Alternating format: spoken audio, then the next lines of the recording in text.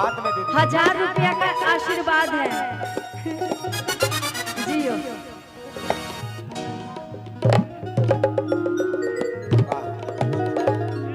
ए मुखिया जी, तनी मुखिया जी को आप नृत्य जब करती हैं तो लगता है कि भाव भरा हुआ है। आइए इधर आइए।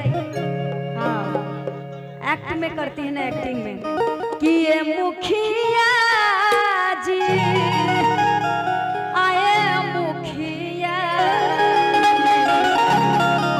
कि ये मुखिया जी मन होके तो बोली आ नहीं तो रउआ खाई बरदास।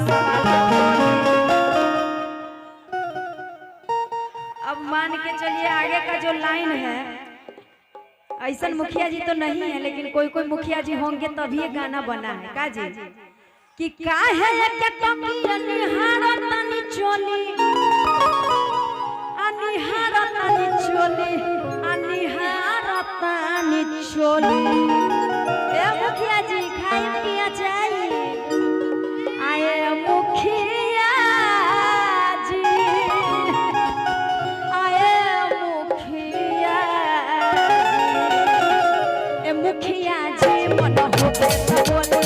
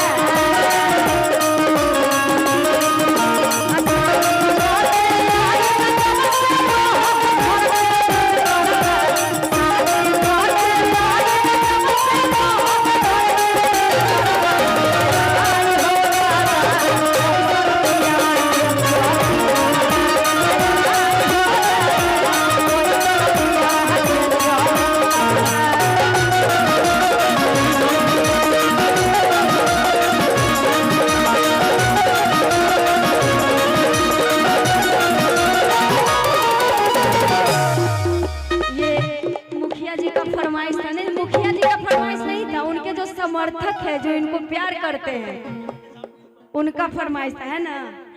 आइए इधर थ्रेसर से भूसा निकालना चाहते हैं ना जी। अभी तो चालू नहीं हुआ है थ्रेसर से भूसा निकलना, हो चुका है, कुछ दिन में होगा, है ना। तो पहले से आप लोग मतलब गाना सुन के मिजाज बनाना चाहता कि दौड़ी में कोई कमी ना है। थोड़ा लड़का से पढ़ा भी दीजिएगा। बोलो बच्चों, आ